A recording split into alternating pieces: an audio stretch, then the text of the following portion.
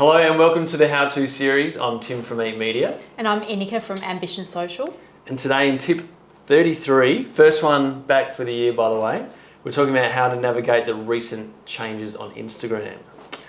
Take it away. Yeah, so just to jump straight into it, the first and most major change, which is one of the most major changes that since the dawn of Instagram, is that the square grid that we've all been so used to has now been stretched into a 4x5 rectangular, taller grid. And a lot of you would have noticed this happen on your Instagram. Some of you, has it switched over for Eat Media? So when you look at your... It has, yeah. Yeah. Which, like, I think I basically only post reels anyway, so it hasn't been an issue. Hasn't impacted you too much. No. Yeah, it really impacts people who were a little bit like me, were making the most of the square format. So if you were really sort of aligning your text or your imagery, or you're working with a lot of landscape images, then this shift makes it a little bit tricky from getting your grid to look nice and neat. So yeah, I know amongst my clients that it has had a bit of an impact, and we've had to navigate that. Yeah. There was some warning that this was coming. I think you and I have spoken about it before, and we've spoken about, like, will it ever go back to landscape or will it go to portrait? Yeah. But this change is here to stay. It's not, they're not going back. TikTok is tall and skinny, and a lot of it is to do with the shape of this device, because when you're viewing content on this device, that is, if you have full screen imagery or videos, it's portrait. Yeah. So yeah, that's where it's all coming from, and also the increasing popularity of video content. Yeah. Which is great for you, but you good for me. We always do a lot of photos as well. So how is it going to affect, say, a carousel of landscape photos? So what are they going to look like on your feed, on your, I guess, your homepage? Your grid, and so this is why I really wanted to talk about this topic today, because I think it's really important for people to think about when it comes to planning upcoming content shoots, whether you're shooting for yourself or you're engaging a professional. You still need landscape content, and so I should explain too, portrait is vertical, landscape is horizontal. So when I'm saying portrait, I'm not talking about like headshots. Taking a portrait. Yeah, exactly. I'm talking about the orientation of your photos and videos. Yeah. So landscape's still important, because your website, and documents and things like that, you still need landscape, and YouTube, you still need landscape orientation footage. But social media is very much all about portrait. Yeah. So if you're going to post a carousel of images, then you need to be thinking, how can I get those images to look good in the grid when the preview is portrait? And you can crop in on some landscape images, and you can still post a landscape carousel, but just bear in mind that the preview might need a little bit of adjusting when you view it in the grid. And if I'm talking gibberish, then just reach out to me, because if she's going grid and portrait and I don't know what she's talking about, then you can send me a message, because it's all social media lingo. But as business owners, whether you're looking after your own social media or you're getting someone else to do it, you do need to have a bit of an understanding of this. For sure. Who would have thought aspect ratios would have been such a huge part of a marketing job? Do you think part of these changes are just to keep people guessing, keep people adjusting their I guess, like, their research into how to continually be good at social media? My brain just went really deep, and I just thought of it's actually linked back to how fast the world is changing in general, which I know sounds a lot more significant than just your social media, but because technology is moving at such a rapid rate, that means that social media is moving at a rapid rate, which means we've got to adjust to the changes all the time, which is really hard. But that's the reality. It's exhausting, but it's the reality of business, and that's why we're talking about it, not to exhaust everybody with all this information, but just so people are aware why these things are happening and what you can do to hopefully make your life easier. Yeah, for sure. Yeah. Cool. Anything else you'd like to add on the grid update? So hopefully we can put a little preview here, but on my grid, there's a little tutorial on how to adjust your preview. Yes. Yeah. So if your grid has changed and now it doesn't look good, then there is a post on my feed that you can find that just shows you how to make that adjustment, whether it's reels or photos posts as well. Yeah. Yeah, that's cool. How far Yeah. back would you recommend going? Because, I mean, you could go back to the very beginning, but is that worth it? Well, really, how many people are going to be scrolling through your grid and going back years worth of content? It depends on how much you post. For me, it's like I just like what's visible to look really good. Sure. And I think I went just down a little bit further than that and made a few Yeah. final adjustments. Yeah. But I didn't go crazy. I left all the old, I've got a lot of old square format, which probably now looks rubbish. Super but, out of date. Yeah, exactly. Yeah. Yeah. But that's the reality of old posts anyway. Yeah. I'm actually really interested to know how this affects you. So, you know, if I go and book a shoot and I'm like, I want just content for social media, what sort of things should I be telling you? So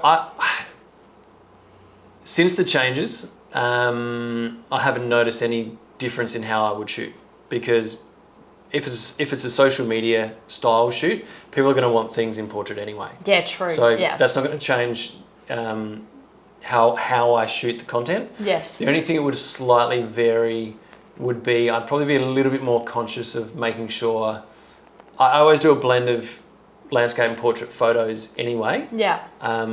But just being aware, like if you're doing something that you think could be the cover photo, just Yeah. making sure that's in portrait. Yeah. And you're probably you're not wasting your time going landscape because you can always crop in, but just being a bit more aware of where that cover photo is going to end up. Yeah. But apart from that, it doesn't really change. Yeah, and I guess maybe just making sure, because I've got access to a lot of photo databases from my clients. Sometimes they get a shoot, and this is not you, because you are so experienced in social media, you do a really good blend. But yeah, some other people or some other photographers might be so used to shooting in landscape. Yeah. Just making sure that they are aware that they need some wide shots in portrait, because sometimes you see all of the wide shots are in landscape and all of the detailed shots are in portrait, but you're going to need some wider shots in. Yeah. Yeah. Always got to do the blend. Exactly. Making it hard on everybody. Yes. Cool. I guess maybe I know, because you always do your text for a cover photo. Yes. I suppose that's something that you need to you do them in Canva, I think. I do, yeah. And that's actually was more challenging than what I thought it would be, because I thought, in Canva, you can just resize. So you've got a 1x1 square canvas, and you can just hit a button and resize it to the 4x5, the rectangular, which is amazing. Yep. But then the text kind of ends up jumbled in the middle and it doesn't look good. Yeah. So you need to actually increase the size of the text and play around with where it sits properly in the rectangle to make it look balanced. So it did actually take me a bit it wasn't as simple as just hitting resize. Yeah. So that's important for people to know too. Yeah, and right. I've adjusted clients' templates for them, and it's been the same. It's not been just a simple adjustment. It's been we're actually moving into a different way of looking at things on Instagram. Sure. Yeah. Interesting. I feel sorry for those people that have got these beautiful... I know. But particularly, Yeah. I feel like photographers that take a lot of film photos and that kind of thing. Yeah. They have lovely white borders and all these... Yeah. It's different now. Yep, that's exactly right. If you want to play the game. But as you said before, you kind of got to still stay true to yourself. So play the game, but make sure that you stay authentic. So if you're really passionate about landscape, just find a better way to make it look good in the grid. Yeah. Yeah. Yeah, cool. I like it. What else? There hasn't been just one change, has there? No, and so the second change, I thought you might be quite excited about, but we haven't spoken about it, so I'm interested in your opinion. But Instagram has now increased the maximum length of reels from 90 seconds to 3 minutes. So that's a significant increase. And that means a lot from a marketing perspective. But I'd say this with a word of caution, it doesn't mean that everyone should go out there and shoot 3-minute reels. For sure. Because people's attention span is really short. So, and if you're a business and you're trying to draw someone in, don't just go and shoot a 3-minute promo and post it to Instagram, because you might find that a big part of an engagement is actually seeing who watches the video to the end. So that's a really important tip. It's not just who watches the start of the video, but who watches it to the end. So although that has now come into play on Instagram, it doesn't mean everyone should do it. Yeah. But I've got some thoughts about when you should do it. I'm interested to know what you thought when that comes into play. does that make you think, oh, I can do more with the content for my clients? Or Yeah, on a very basic level, it's exciting because even if a client wants a video around 90 seconds, the amount of time you make something, you're like, oh my gosh, it's like 95 seconds. Yeah. It just means Yeah. you can still do that and, Yeah, and not yeah. feel like you've got Yeah. to try and trim something else. And also 90 seconds, I find, if it's good content, goes so fast. So if you do have a bit more that you want to say or more shots you want to include, you can. So that's Yeah. really exciting for me creatively. yes, But like you said, I think people's attention spans aren't going to change. When they're in Instagram, I think they want that quick hit as soon as possible. Yeah. So like you, I really wouldn't recommend people change the length of their reels that they're already doing. yeah, But it is just nice to have that flexibility if they do want to push something out that is a little longer. Yes. Then it's an option now, which is yeah, nice. yeah. And just so you know too, the ideal length of reels is normally somewhere around the 15 to 30 second mark. So that's why 3 minutes is very long. If the most popular reels are 15 to 30 seconds. Yeah. Do you know why? I have an answer for this, but do you know why that they've increased it to maximum 3 minutes? TikTok? Oh, close, but no, close. Social YouTube media. Shorts? No. Got it. Yeah. Shorts. Yeah, social media politics again. So Yeah. YouTube Shorts are up to 3 minutes. Because TikTok's still 90 90 60 or seconds. 90? 60 seconds. Yeah, Yep. maybe 60. TikTok's 60 seconds. Yeah. Yeah. So, okay. So they're blending into the YouTube Shorts in that. Yeah. in The that other respect. social media giants. So, Yeah. Interesting. Yeah. It's funny that it's worth a try if you're meta, but YouTube is just so entirely different. Yes, it really and is. Yeah. And I find even if I'm just having a scroll on YouTube, it's very different content, and I want that out of YouTube. Yes. And I would probably stick around longer Yeah. for that content. The content that does well on Instagram, I don't want to stick around longer than 30 seconds for that. No, that's so true. You open it with a different intention. Sure do. But cases where maybe you should have a 3 minute video would be if there's lots of interesting, exciting things happening within the video that will keep the viewer engaged. So if you're able to tell a business story and there is actually a story to it, so it's not just like here's some pretty pictures or a montage. If there's a definite story to it, then you could keep someone engaged for 3 minutes. Yep. Or if it's just a really beautiful quality, almost like a cinematic type reel, Yep.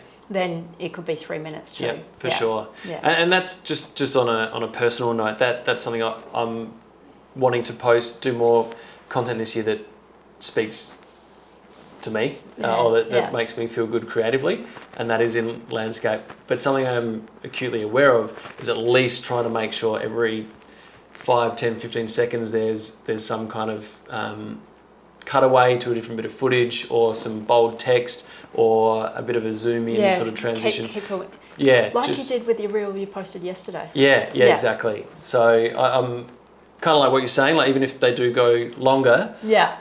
to make sure you're keeping people going with the content, or making it visually interesting enough to just like keep someone there. Yes, So, exactly. Challenging, Yes. very challenging when your audience is ruthless. 100%. Yeah. Yeah, that's so true. Yeah, but yeah, that is the key, is the action that happens in between the frames, for example. Yeah, But yeah, I think that means that you have the option now, which is great, but it doesn't mean that you should do it, basically. for sure. Yeah. Yeah. Yeah, just because you can doesn't mean you should. Yeah, that's right. I did actually know a trick to get around that maximum length that I don't know if you remember a while ago we created a reel for me that was longer than 90 seconds, and I worked out a trick to Oh, that's right. a hack. You could post it as a feed post. And No, it just, I'm not going to tell everyone. well, it doesn't my matter now secrets. anyway, because you can do whatever you want up to 3 minutes. Exactly. Yeah, there was a little hack, which was a complicated hack, but I don't have to do that now. So, Yep. Yeah, that's Nice. good. So there's been so many changes this year already, or over the Christmas break, that we can't fit it all into one how-to episode. So I'm going to save the other two, which are both really interesting. One quite controversial and quite interesting changes for the next episode. I'm pumped because these first two were kind of mind-blowing. Yeah. So, be good to hear what else is coming up. Absolutely. We'll make sure you do all the things, like and share, and keep that engagement going. And don't forget to frame your things in 4x5. And subscribe. I thought you were going to say, don't forget to subscribe, but yeah, subscribe and frame by 4x5. Yes, please. Sorry. And we'll catch you next time with part 2.